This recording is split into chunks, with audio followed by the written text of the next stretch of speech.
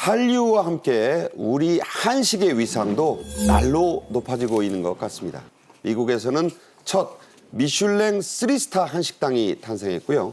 지구 반대편이죠.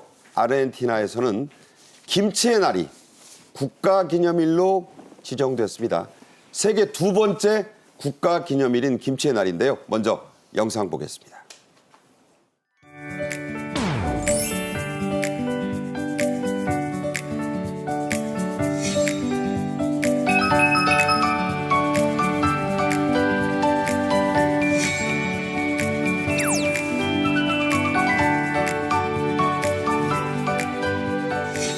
이제 K푸드는 미국 현지 미슐랭 레스토랑에서 현지인이 함께 즐기는 고급 미식 음식이자 푸드트럭에서 빠르고 가볍게 즐기는 스트릿푸드로서 다양한 곳에서 사랑받고 있습니다.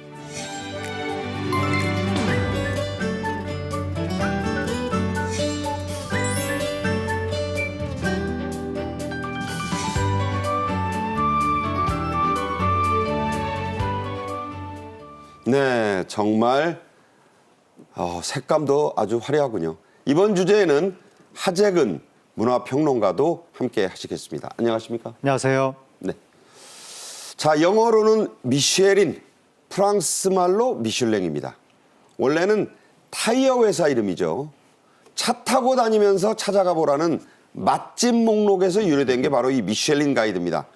그래서 그 미쉐린 스타, 미슐랭 스타는 3개가 최고요.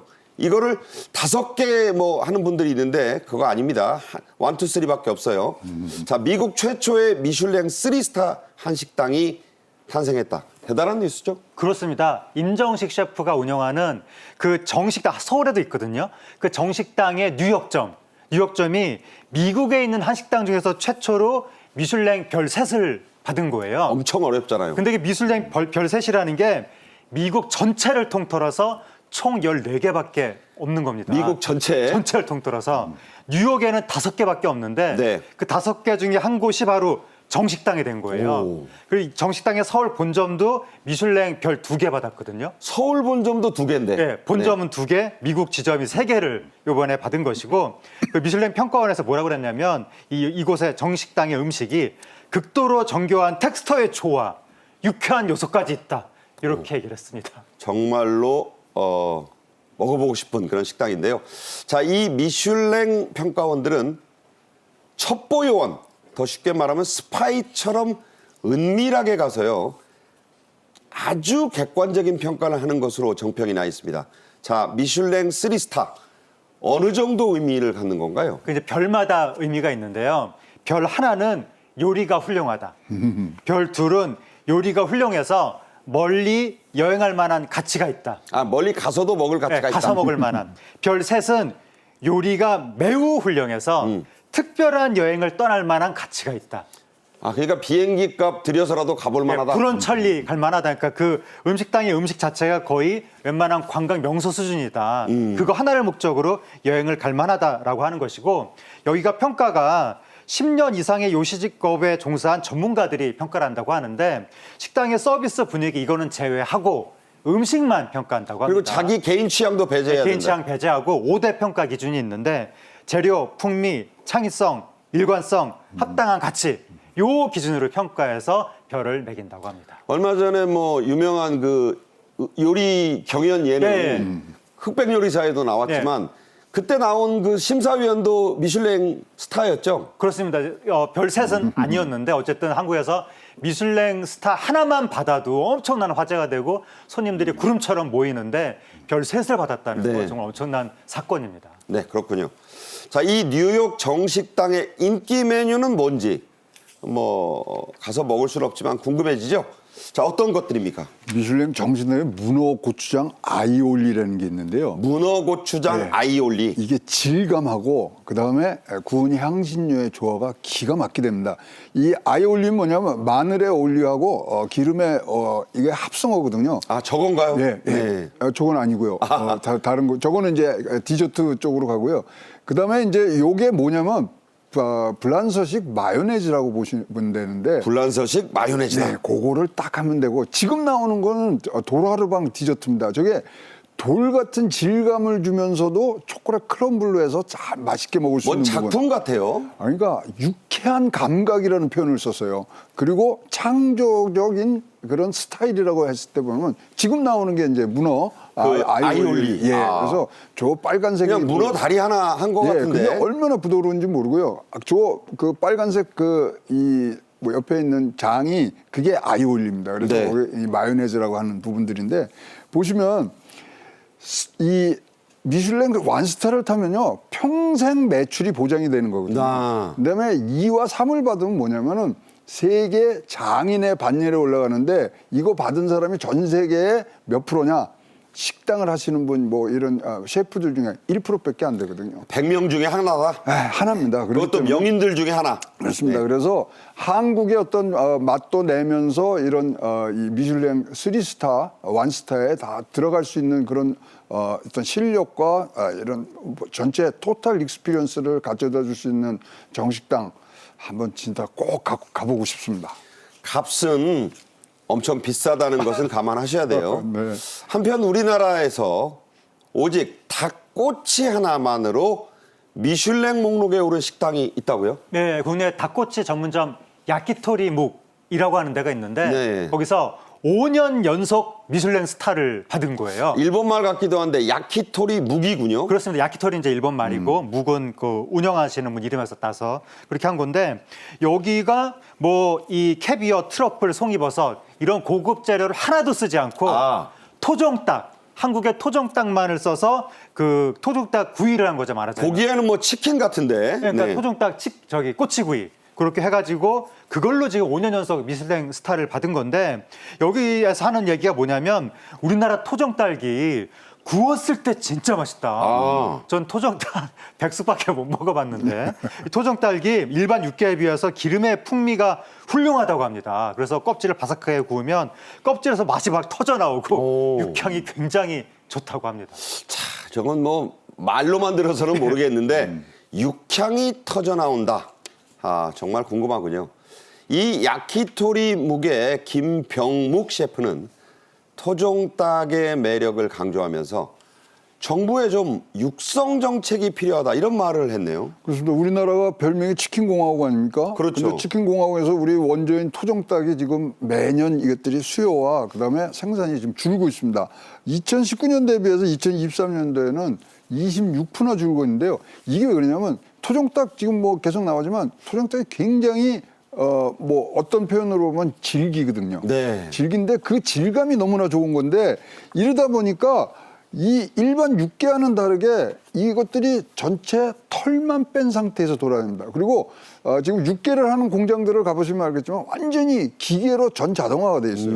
근데 여기에 맞는 그러니까 토종닭에 맞는 전 자동화는 안 되기 때문에 이게 유통이 굉장히 지금 힘든데 여기에 대한 별도의 지원이 꼭 있어야 될 것 같습니다.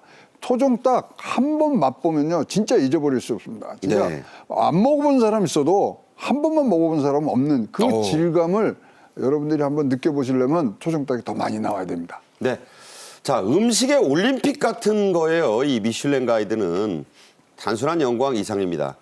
미슐랭 가이드에 선정된 한식당이 갈수록 늘고 있습니다.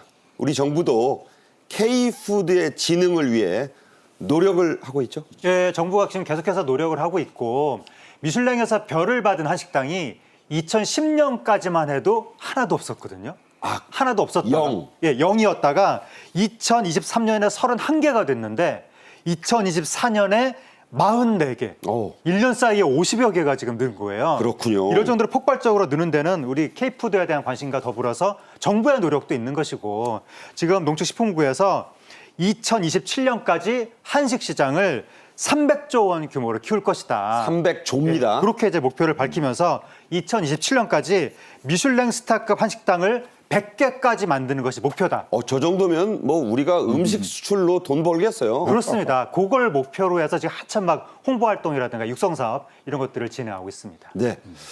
자, 식당으로도 우리가 얼마든지 돈을 외화를 벌어들일 수 있습니다. 세계인들 사이에서 한식의 인기가 이렇게 높아지면서 그분들이 만든 레시피, 이 조리법이 오히려 역으로 수입되는 경우도 있는데요. 꿀떡 시리얼이 그 대표적 사례입니다. 영상 보겠습니다.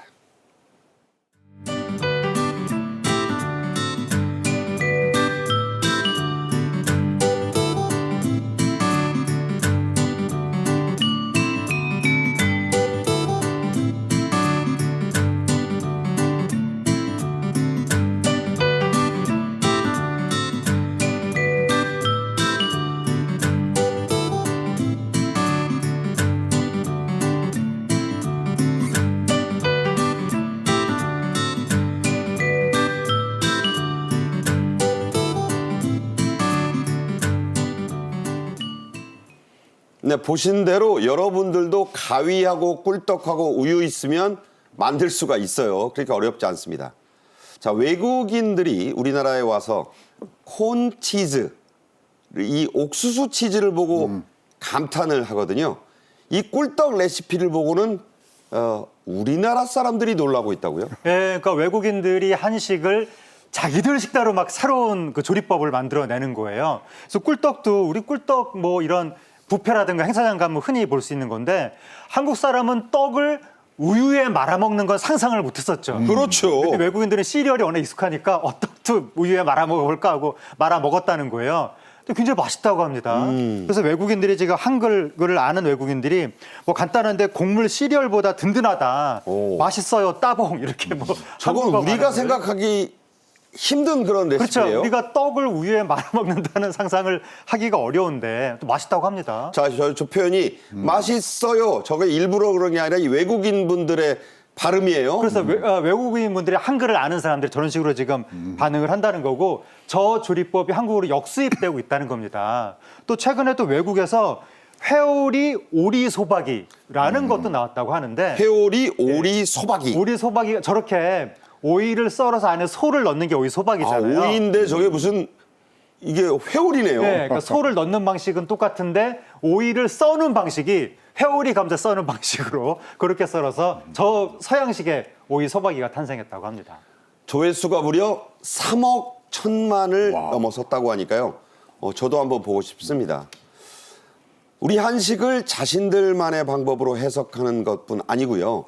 진짜 한국식에 대한 관심도 크게 늘었다고요? 네, 지금 뭐 한국에 대해서 이제 자기네들 손맛과 그다음에 레시피를 들어가면서 이 하다 보니까 한국 맛이 안 나거든요. 한국은 손맛 아닙니까?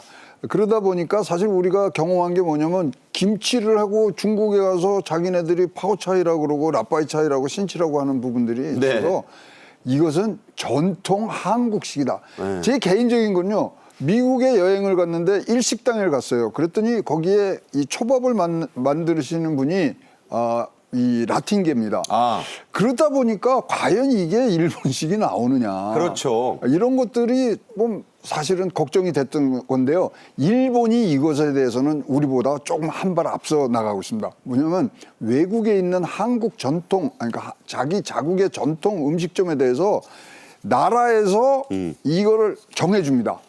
인증을 해주는 거죠. 네. 여기는 전통 한국, 전통 일본 음식을 만드는 데다. 요 방법은 우리가 꼭 우리가 준용을 해서 각국에 있는 지금 한 식당이 지금 뭐 굉장히 많이 뜨고 있지 않습니까? 줘서 이것이야말로 한국 맛이다. 그것을 꼭 알리는 그런 표준을 만들어주는 것도 굉장히 중요하다고 생각을 합니다. 네, 아주 중요한 말씀 해주셨습니다. 지구 대척점이라고 합니다. 어려운 말로. 반대편에 있죠. 그게 아르헨티나예요. 여기서 김치의 날이 국가 기념일로 지정됐는데 이게 세계 두 번째라고요? 그렇습니다. 그러니까 우리나라가 일단 이제 우리나라가 김치의 날을 일본. 네. 기념했고 그다음에 아르헨티나인데 아르헨티나에서 처음에 김치의 날 제정했다고 해서 무슨 이벤트인가 그랬거든요. 근데 보니까 국가 기념일로 정식으로 제정을 했다는 거예요. 11월 22일이 우리나라가 제정한 김치의 날이거든요. 그걸 그대로 받아들인 것 같습니다.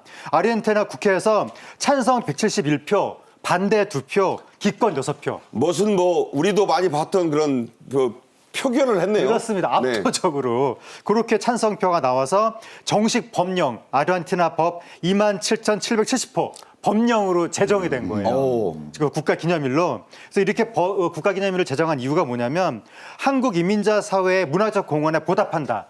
취지하고 한국 전통 문화유산인 김치를 통해서 양국의 우호적 관계를 강화한다. 이런 취지로 김치 해널을 제정했다고 합니다. 네. 왜 11월 22일인 줄 아세요? 왜요? 김치 소재 11개 하나하나가 뭉쳐서 22가지의 맛과 효능을 낸다 그래서 아, 11월 재료 11개가 22가지의 맛을 낸다. 효능과 맛을 낸다. 아, 그래서 그래서 11월 22일이 김치의 날로 정해져 있는 내력입니다. 11월 22일이다. 네, 그렇습니다. 아, 이 중요한 말씀도 해주셨습니다.